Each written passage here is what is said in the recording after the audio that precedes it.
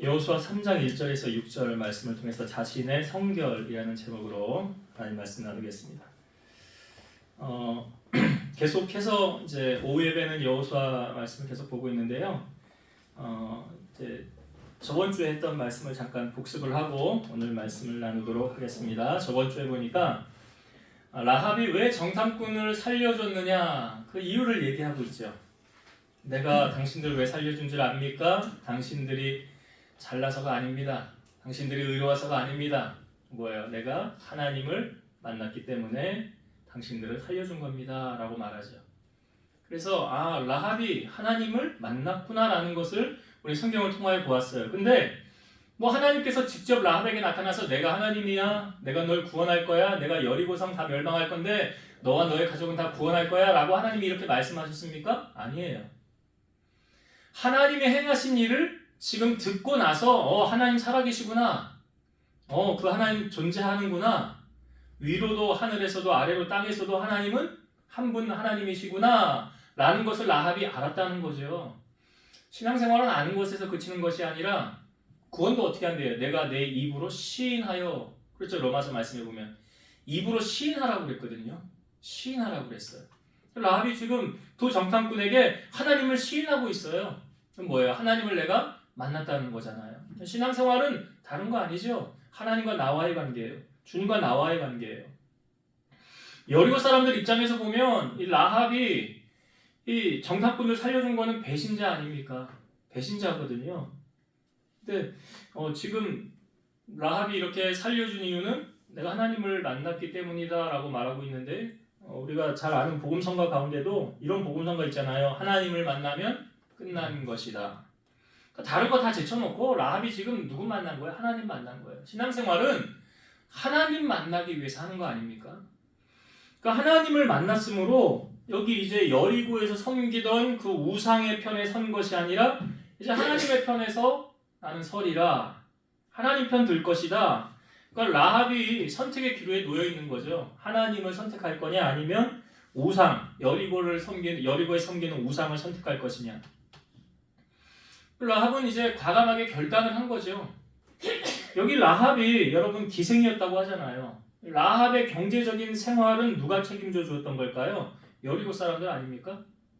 그 사람들 없으면 못 먹고 살아요. 근데 어떻게 그 사람들을 배신을 할 수가 있어요? 밥줄 끊기는 거예요.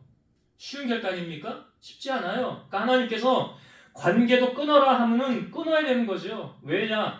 거기에 살고 죽는 문제가 있기 때문에 그래요. 라합은 사느냐 죽느냐의 기로에 결정에 서 있잖아요. 다 알면서도 죽음의 길을 선택할 것이냐? 그것은 어리석은 사람이에요. 미련한 자예요. 그렇기 때문에 라합은 결단을 한 거죠. 어떤 결단이요? 사는 길을 선택한 거예요. 죽는 길을 선택한 것이 아니라. 그리고 라합이 두 정탐꾼들을 보내주면서 뭐라고 말합니까? 내가 당신들 살려주었으니까 당신들 여리고 무너질 때 우리도 살려주어라. 쉽게 말하면 이거죠. 내가 목숨 걸지 않았냐 이거예요. 내가 당신들 살리는데 목숨 걸었잖아요. 그러니까 당신들도 내 목숨 살려내라. 그래서 성경에 심은 것이 없이는 거둘 것이 없다. 하나님은 만홀히 여김을 받지 아니하시나니 사람이 무엇으로 심든지 그대로 거둔다 라는 말씀을 우리가 저번 주 시간에 말씀을 나누었습니다. 잊지 마시고 이 말씀을 그냥 흘려보내지 마시고 여러분 가슴에 잘 새기셔서 그 말씀대로 살아가길 바랍니다. 자, 여호수아가 이제 약속의 땅 여리고로 이제 들어가기에 앞서서 헤쳐나가야 될 관문이 뭐냐면 요단강을 건너가야 되는 거예요.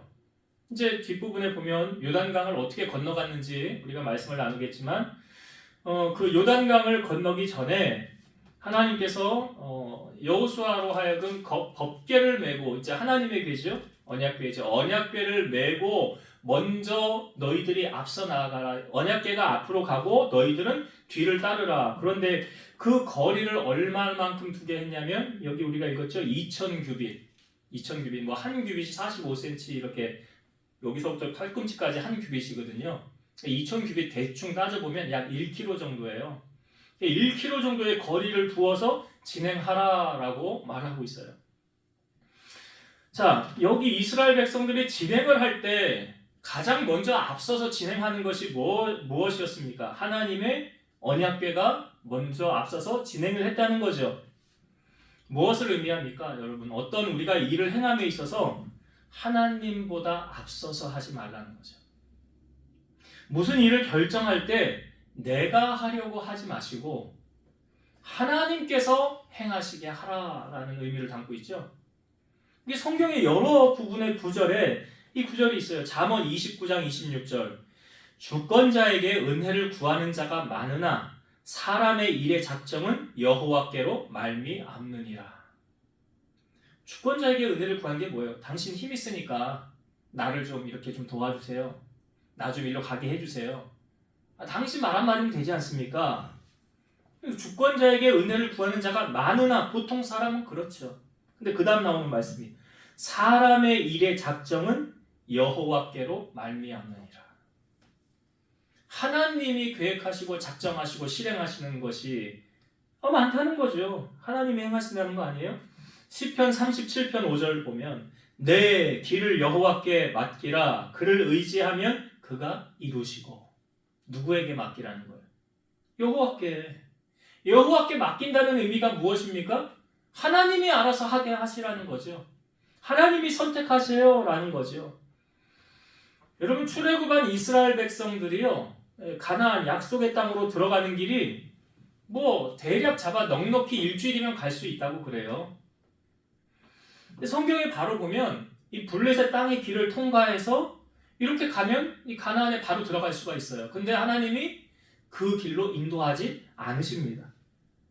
왜 그 길로 인도하지 않으셨느냐? 그래서 이렇게 기록되어 있는 성경에 이 백성이 전쟁을 하게 되면 마음을 돌이켜 애굽으로 돌아갈까 함이라.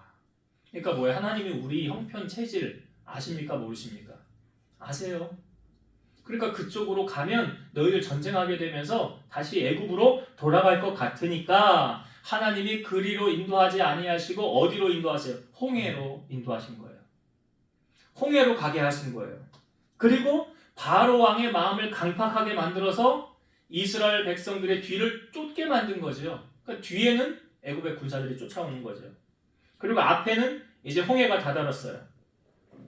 자, 백성들이 두려움에 떨면서 기도합니다. 여호와여, 우리를 도와주옵소서. 우리를 도와주옵소서. 코너에 몰렸으니까 이제 달리 할 수 있는 방법이 없으니까 기도했겠죠. 근데 이스라엘 백성들은 진정으로 기도한 것 같지는 않아요. 왜냐하면 기도한 다음에 어떤 모습이 보여지냐면 지도자 모세를 향하여 원망하거든요. 불평하거든요. 이게 진실로 기도한 거 아니에요. 진짜 기도한 사람은 원망, 불평 입에 달고 살지 않습니다. 왜요? 하나님께 다 맡겼는데요. 살든지 죽든지 그분이 인도하시고 그분이 책임져 주시겠지 하고 하나님 신뢰하겠죠. 근데 원망과 불평을 쏟아내는 거예요. 그러더니 모세가 그때 백성들을 향하여 뭐라고 그래요? 너희는 가만히 있어서 여호와께서 오늘날 우리를 위해 행하시는 일을 보라 그래요. 근데 모세도 홍해 갈라질 거 몰랐죠. 그거 말할 때 이미 다 알고 있었다고 한다면 마음 편하게 말할 수 있죠. 야, 하나님이 이제 조금 있으면 홍해 갈라질 거야. 야, 너희들 조용하고 가만히 있어. 걱정할 거 하나도 없어. 하나님은 어떤 분이시냐? 우리를 위해 새 일을 행하시는 분이야. 이거 홍해 갈라질 거 알고 이렇게 말하면 마음이 얼마나 편하겠어요. 근데 전혀 몰랐거든요, 모세도. 그럼에도 불구하고 하나님을 신뢰하며 말했어요. 그랬더니 하나님께서 모세에게 지팡이를 내밀어 앞으로 가게 하라 그러죠. 갈라지게 하라. 성경에 보니까 이 갈라질 때 어떤 현상이 일어나는지 잘 보세요. 출애굽기 14장 21절. 모세가 바다 위로 손을 내밀매 여호와께서 큰 동풍이 밤새도록 바닷물을 물러가게 하시니 물이 갈라져 바다가 마른 땅이 된지라. 이 바다가 어떻게 갈라졌다고 성경이 말합니까? 여호와께서 큰 동풍이 밤새도록 바닷물을 물러가게 하시니. 그러니까 그냥 홍해가 갈라져라 해서 이게 아니고요. 하나님이 계속 바람을 부르셔서 얼마나 센 바람을 부르셨을까요? 바다가 갈라질 정도로 바람을 불어야 되니까. 하나님이 계속 동풍으로 바람을 불어넣으셔서 홍해가 갈라지게 하셨더라. 그러니까 이게 어떤 의미를 우리에게 담고 있습니까? 하나님이 인도하시면 하나님이 책임지신다는 거죠. 여러분, 하나님이 명령하신 대로만 하면 우리의 삶은 형통을 보장받을 수가 있어요. 그러니까 하나님의 인도를 받는 사람은 복 있는 사람이죠. 잠언 16장 9절 사람이 마음으로 자기의 길을 계획할지라도 그의 걸음을 인도하시는 이는 여호와시니라. 내가 계획해서 가는 것 같지만 실상은 그게 아니라 하나님의 인도예요. 하나님의 인도를 받는 사람은 여호와 이레의 축복을 받게 되죠. 여호와 이레라는 말이 성경에 제일 처음 등장한 곳이 어디입니까? 하나님께서 아브라함에게 독자 아들 이삭을 바쳐라 라고 했을 때예요. 그래서 이삭과 종들을 데리고 하나님이 명령하신 모리아산으로 3일을 걸어가죠. 그리고 이 밑에 산 밑에 도착했을 때 종들에게 이렇게 말합니다. 내가 아이와 함께 가서 저기서 제단을 쌓고 그 다음에 내가 함께 돌아오리라 이렇게 아브라함이 말해요. 좀 이상하지 않아요? 아니 산에 올라가서 누구를 번제로 드리라고 그랬어요? 이삭을. 그럼 함께 돌아온다는 게 말이 돼요? 말 안 되잖아요. 근데 아브라함 뭐라고 말했다고요? 종들에게? 내가 아이와 가서 같이 경배하고 이 제단을 쌓고 그리고 아이와 함께 내려오리라. 아니 하나님이 이삭을 드리라고 그랬는데 그래서 이제 이삭하고 둘이 올라가는데 이삭이 아무리 봐도 이상하거든요. 아니 아버지 아니 여기 번제로 드릴 양은 어디 있습니까? 나무하고 이거 다 챙겨갔는데 양은 어디 있습니까? 그때 아브라함이 이렇게 말하잖아요. 하나님이 자기를 위해서 친히 준비해 놓으실 거야. 예비해 놓으실 거야. 야 너를 하나님이 번제로 드리란다 라고 말하지 않았어요. 올라갔어요. 예배를 정한 장소에 딱 갔더니 눈을 비비고 찾아봐도 아무것도 없어요. 그러니까 이삭을 묶어가지고 제단을 놓고 그 위에 눕힌 다음에 칼로 아브라함 이삭을 내리치잖아요. 그 내리치려는 급한 찰나에 아브라함의 급하게 하나님이 아브라함을 부르시죠. 근데 이걸 히브리서 기자는 이렇게 말하잖아요. 이삭은 죽었다가 다시 살아난 거하고 똑같다라고 말하고 있어요. 죽었다가 살아난 거하고 똑같이 하나님이 받으셨다는 거죠. 그리고 난 다음에 그전에는 안 보였던 양이 아브라함이 눈을 들어 이렇게 보니까 저기에 양이 걸려있더라는 거예요. 그래서 그 양을 가져다가 하나님 앞에 제사를 드리면서 뭐라고 그래? 여호와 이레라는 말이 여기서 나온 거죠. 여호와의 산에서 준비되리라. 하나님이 준비해 놓으셨던 거죠. 우리가 순종하는가 순종하지 않는가를 먼저 보시고 내가 순종하기만 하면 하나님은 다 예비해 주세요, 안 해주세요? 이걸 믿으셔야 된다니까요. 내가 순종하기만 하면 다 예비해 놓으세요. 그전에는 안 보여요. 눈을 비비고 찾아도 안 보여요. 근데 말씀에 순종하면 보이는 거예요. 그냥 하나님께서 아브라함에게 그 다음에 이렇게 말씀하시죠. 내 씨로 말미암아 천하 만민이 복을 받으리니 이는 이유예요. 네가 나의 말을 준행하였기 때문이니라. 네가 내 말대로 행하였기 때문에 내가 복을 줄 것이라. 하나님의 말씀대로 사는 것이 바로 뭘 우리에게 알려주고 있습니다. 하나님의 인도를 받는 비결이에요. 하나님의 책임을 받는 비결이에요. 그러니까 오늘 말씀에도 법궤가 앞에 갈 때 하나님보다 앞서가는 거 아니에요. 우리가 하나님보다 앞서가면 안 돼요. 하나님 앞서가시게 하고요. 하나님이 우리에게 말씀하신 거는 그냥 말씀 듣고 그대로 행하기만 하면 돼요. 그러면 누가 책임진다고요? 하나님이. 아브라함이 지금 그걸 보여준 거예요. 자, 이 법궤가 이제 하나님의 궤가 약 1km 정도 떨어져서 가게 하였습니다. 이걸 또 어떤 의미가 있냐면 왜 가까이 하지 말라고 했을까 이거예요. 법궤에 하나님의 궤에 왜 약 한 1km 정도 떨어져서 가게 하였느냐, 가까이 하지 말라고 했느냐, 여기에는 어떤 메시지가 숨어 있냐면 하나님을 향한 경외심을 가져라는 거예요. 하나님을 향한 경외심을 가져야 돼요. 이 경외라는 게 무엇입니까? 공경하고 두려워함이에요. 하나님의 주권과 영광을 인정하는 자가 가지는 거룩한 두려움이고 존경하는 마음으로 삼가 조심하는 것이 바로 경외예요. 하나님은 스스로 계신 분이라고 그랬죠. 그 엘리 제사장 시대에 그 두 아들 홈리와 비느하스가 제사장으로 있었을 때 블레셋과 처음 전쟁을 할 때 전쟁에서 졌는데 왜 졌지? 아, 법궤가 안 와서 졌구나. 법궤를 갖고 왔어요. 전쟁을 했어요? 이겼습니까? 졌습니까? 졌어요. 법궤는 블레셋으로 빼앗기게 됩니다. 블레셋의 법궤가 가서 어떤 일이 펼쳐졌습니까? 거기 처음에 아스돗에 가서 거기 그들이 섬기는 다곤의 신, 첫날은 엎드려져 있었는데 다시 세워놓으니까 두 번째 날은 모가지 손목하고 발목까지 떨어져 나갔잖아요. 거기서 끝난 것이 아니라 거기에 여호와의 손이 온 재앙을 내리셨어요. 그러니까 괴로 와서 이 아스돗에 있던 법궤를 가드로 옮기죠. 가드에서도 또 여호와의 손이 막 진노가 임하니까 거기에 막 전염병 돌고 그러니까 큰일 났다. 우리 다 죽게 생겼다. 법궤를 또 에그론으로 옮기죠.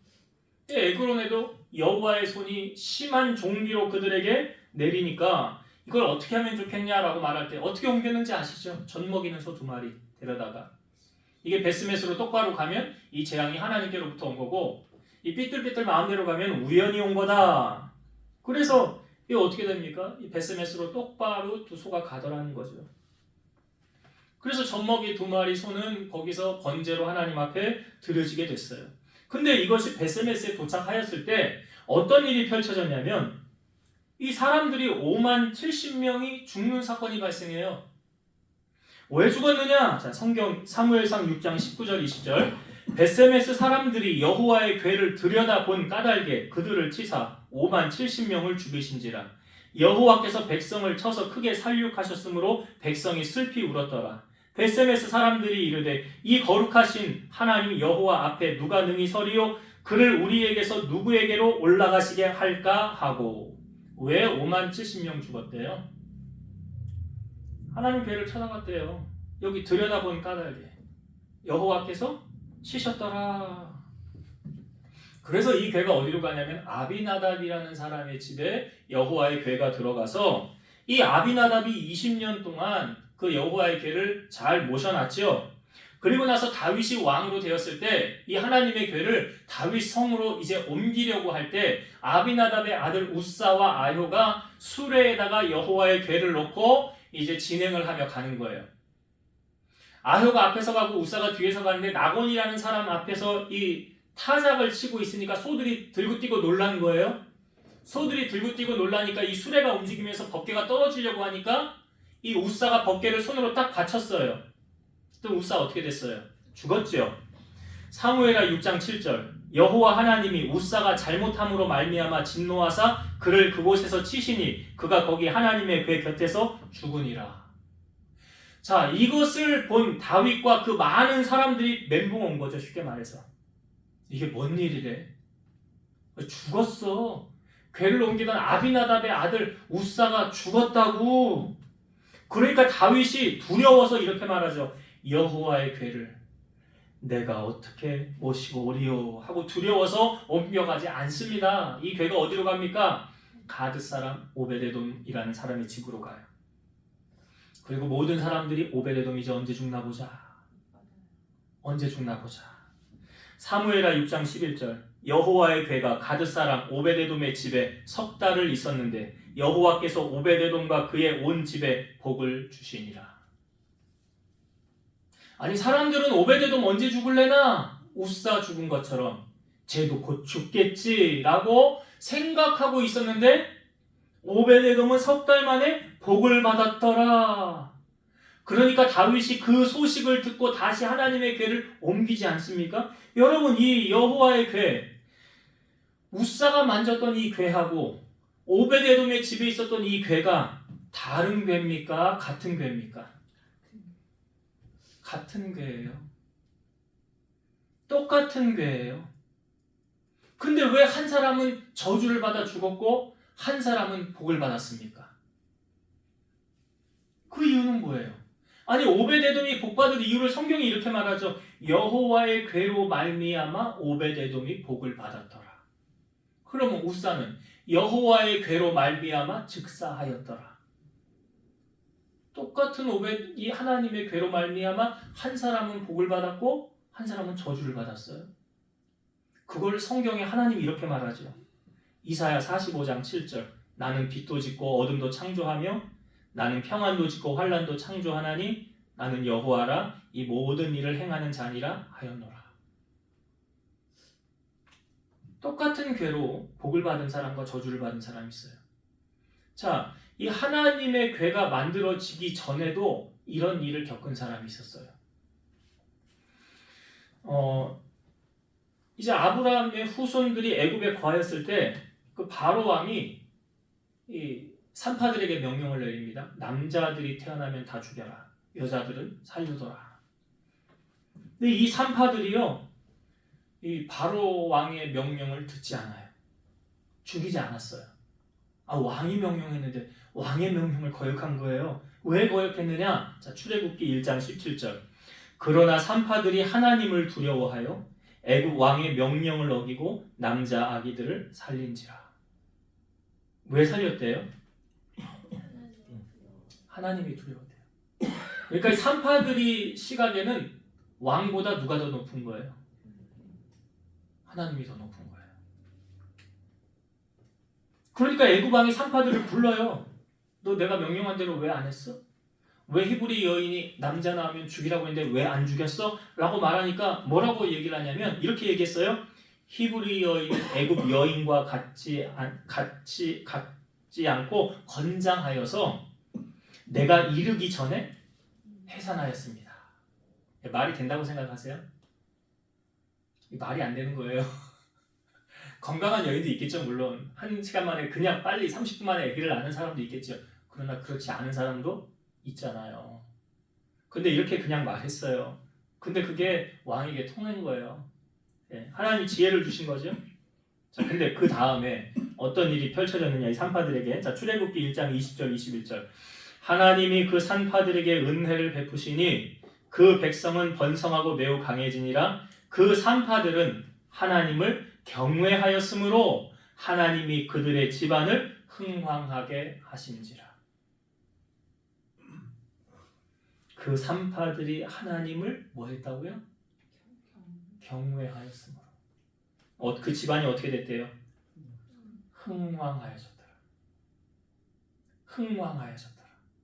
누가 흥왕하게 하신 거예요? 하나님이. 이게 다 연결되죠? 하나님을 경외하니까 하나님이 그 집안을 일으켜 세우시는구나. 역으로 말하면 하나님을 무시하니까 그 집안 쫄딱 망하게 하시는구나. 이게 그 법궤, 그 원리, 그런 원리예요. 시편 2편 11절. 여호와를 경외함으로 섬기며 떨며 즐거워할지어다. 이 현대어 성경에 제가 찾아보니까 재밌게 풀어놨어요. 읽어볼게요. 여호와 무서운 줄 알아. 그분을 섬겨라. 그분의 힘 한없는 줄 알아. 뛰며 마구 기뻐하여라. 뭐라고요? 여호와 무서운 줄 알아. 그분을 섬겨라. 그러니까 오베데돔의 5만 70명 왜 죽었다고요? 하찮게 여긴 거죠. 하나님을. 여러분, 하나님이 두렵지 않으면 이렇게 그냥 자기 마음대로 하고 싶은 대로 막 살아요. 근데 하나님이 살아계신 거 알고 하나님을 두려워하면 그렇게 못 살아요. 그렇게 못 살아요. 자, 그래서 법궤를 먼저 가게 하고 거리를 뛰게 하라라는 메시지가 여기 있었고요. 그 다음에 하나님께서 큰 일을 행하실 너희가 이전에 이 길을 보지 못하였다라는 것은 이제 하나님께서 이게 암시잖아요. 요단강이 어떻게 될 것이라는 것. 전에는 이런 일이 없었다는 일을, 새 일을 하나님이 행하시려고 행하시기 전에 백성들에게 요구하시는 것이 있어요. 뭐냐면 자신을 성결하게 하라라고 말씀하셨어요. 자신을 성결하게 하라. 여기 5절의 말씀을 제가 현대어 성경으로 한번 또 읽어볼게요. 또 여호수아가 백성에게 말하였다. 마음가짐을 바르게 하여라. 몸가짐도 깨끗이 하여라. 너희 자신을 평소 때와는 다르게 거룩히 하라는 말이다. 내일 여호와께서 너희가 보고 있는 가운데 기적을 베푸실 것이다. 뭐래요? 마음가짐을 바르게 하고 몸가짐을 깨끗이 하고 거룩히 하라. 이게 여호와께 성결이거든요. 하나님 자녀라고 하면서 세상에서 할 것, 하지 말아야 될 것 다 하면 안 된다는 거죠. 그런 말이죠. 기도를 아무리 많이 하면 뭘 합니까? 삶이 엉망이면 기도 응답이 이루어지지 않죠. 선행과 구절을 아무리 많이 해도 말씀대로 살지 않으면 상급이 되지 않는다는 거예요. 왜요? 여기 그 이유를 성경이 우리에게 알려주고 있어요. 이사야 59장 1절과 2절. 여호와의 손이 짧아 구원하지 못하심도 아니요 귀가 둔하여 듣지 못하심도 아니라 오직 너희 죄악이 너희와 너희 하나님 사이를 갈라놓았고 너희 죄가 그의 얼굴을 가리어서 너희에게서 듣지 않으시게 함이니라. 이 죄로 인하여 막혀 있다고 한다면 우리가 아무리 기도를 많이 해도 기도가 올라가지를 않는다는 거잖아요. 죄 때문에. 우리가 권리와 의무라는 게 있어요. 하나님 앞에서도 내가 최선을 다하고 하나님의 도움을 구하는 것, 하나님도 인정하시겠죠. 그러나 나에게 맡기신 사명, 달란트 하지 않으면서 하나님의 도움을 구하는 것, 앞뒤가 안 맞는 논리다. 크리스찬은 세상과 타협해서는 안 되고요. 세상을 거스리며 가야 되는 사람들이에요. 요한일서 2장 15절 이 세상이나 세상에 있는 것들을 사랑하지 말라. 누구든지 세상을 사랑하면 아버지의 사랑이 그 안에 있지 아니하니. 그러니까 우리가 세상하고 짝해서 살고 세상에게 도움을 구하면서 하나님 나 도와주세요 라고 하는 것은 이거 앞뒤가 안 맞는 논리다. 그러니까 하나님께서 지금 여호수아로 하면 이스라엘 백성들에게 내가 새 일을 행할 건데 큰 기적을 베풀 건데 너희를 성결하라 그랬죠. 구별되다, 드드러지다, 거룩하다, 하나님께 드리기 위해 특별히 깨끗하게 구별된 것, 성결케 하는 것은 거룩하신 하나님 앞에 합당하도록 몸과 마음을 깨끗이 준비하는 것. 하나님이 기적을 행하시기 전에 우리에게 요구하시는 것이 있더라. 마태복음 5장에 보면 팔복이 나오는데 그 중에 마음이 청결한 자는 복이 있나니 뭐예요? 그 다음에 저희가 하나님을 볼 것이며 하나님을 본다는 건 뭘 의미합니까? 하나님을 만난다는 거잖아요. 마음이 청결한 자가 하나님 만날 수 있고 성령의 은사도 자 여러분 베드로가 설교했을 때 어찌할꼬 그러잖아요. 우리가 어찌할꼬 하니까 베드로가 뭐라고 그랬어요? 너희가 회개하여 각각 예수 그리스도 이름으로 세례를 받고 죄사함을 받으라. 그리하면 성령의 선물을 받으리라. 그러잖아요. 회개라는 것이 무엇입니까? 나의 모든 더럽고 추한 죄를 주님 도말해 주세요잖아요. 요한일서 1장 9절 만일 우리가 우리 죄를 자백하면 그는 미쁘시고 의로우사 우리 죄를 사하시며 우리를 모든 불의에서 깨끗하게 하실 것이요. 왜요? 성령님은 더러운 데 임하실 수 없어요. 성령은 거룩한 영이기 때문에 깨끗한 영이기 때문에. 그래서 지금 하나님께서 세례를 행하시려고 할 때 백성들에게 요구하는 것 마찬가지죠. 우리에게도 우리가 이 땅을 살면서 하나님 내게 세례를 행하여 주세요. 광야의 길, 사막의 강 하나님 하실 수 있잖아요. 하나님 그렇게 좀 해주세요 라고 기도하기 전에 먼저 우리가 준비해야 될 게 뭐예요? 거룩한 자로 사는 거예요. 여호와께 성결해요. 자신을 성결하게 하라는 거예요. 그래야 하나님의 기적을 경험할 수 있다라는 것을 말씀해주고 있습니다. 이제 말씀을 정리하고 마치겠습니다. 이스라엘 백성들이 이제 가나안 땅에 들어가기 전에 먼저 진행하는 원리에 대해서 뭐가 앞장서라고 말합니까? 여호와의 궤가 앞에 서서 가게 하라, 앞서게 하라라고 말하고 있죠. 그것은 다른 말로 우리가 어떤 일을 행함에 있어서 우리가 나서면 일이 안 돼요. 내가 나서야 일이 해결돼. 천만에요. 하나님 그렇게 일하시지 않아요. 우리가 하나님 앞에 요구해야 될 게 무엇입니까? 하나님 내 앞서 행하여 주세요. 하나님 내 길을 주님께 맡깁니다. 하나님 가장 좋은 길로 인도해 주세요. 하나님이 원하시는 뜻대로 이루어 가세요. 라고 하나님을 앞세우는 자. 그러니까 여러분 이사를 가도 가장 먼저 그곳에 제단을 쌓으며 예배하는 거. 그냥 아브라함이 그랬잖아요. 말씀을 따라갔고 그 말씀을 따라간 그곳에 이르러서 뭐 했어요? 그곳에 제단을 쌓았더라. 제단을 쌓았더라. 이게 뭐예요? 하나님 모시는 거 아니에요. 그러니까 우리가 앞서려고 하지 마시고 하나님이 앞서 가시도록 여러분의 삶을 통하여서 하나님께 맡기고 주님 먼저 행하시고 난 뒤따라가겠습니다. 라는 태도가 우리에게 꼭 필요하다. 그 다음에 두 번째, 왜 사이를 뛰게 하였느냐라는 거죠. 약 1km 정도를 왜 뛰게 하였느냐? 왜요? 하나님의 거룩함, 그 경외함을 갖게 하기 위해서. 우리가 여러분 신앙생활 하면서도요, 정말 하나님을 의식하고 하나님을 두려운 마음 가지고 경외하며 섬기면 함부로 못 하잖아요. 하나님 두려워서 어떻게 함부로 합니까? 그런데 그런 마음이 1도 없는 사람들은 자기 하고 싶은 대로 다 해요. 맡겨요. 그러다가 어떤 일이 펼쳐질지 모르죠. 이 우사가 죽었잖아요. 어떤 일이 펼쳐질지 몰라요. 그러니까 우리는 그런 어리석음을 행하지 마시고 항상 하나님을 향하여 경외심을 갖구나. 신앙생활. 하나님을 향한 경외함. 그 마음 가지고 우리가 주님을 섬겨야 된다. 그리고 마지막으로 하나님께서 새 일을 행하실 때 새 기적을 이루시기 위해서 우리에게 요구하시는 거예요. 뭐라고요? 성결한 삶. 크리스찬이 세상 속에 살면서 세상의 더러운 것 온갖 다 묻히면서 하나님 나 도와주세요. 하나님 기적을 행하여 주세요. 그런 일 없어요. 하나님 그렇게 일하지 않으세요. 뭐라고요? 내가 거룩하니 너희도 거룩하라. 이게 성결이거든요. 그러한 삶을 살아야 우리가 하나님의 도움을 맛볼 수 있다라는 거예요. 그래서 여러분 진짜 신앙인은 어디서 드러난다고요? 삶 속에서.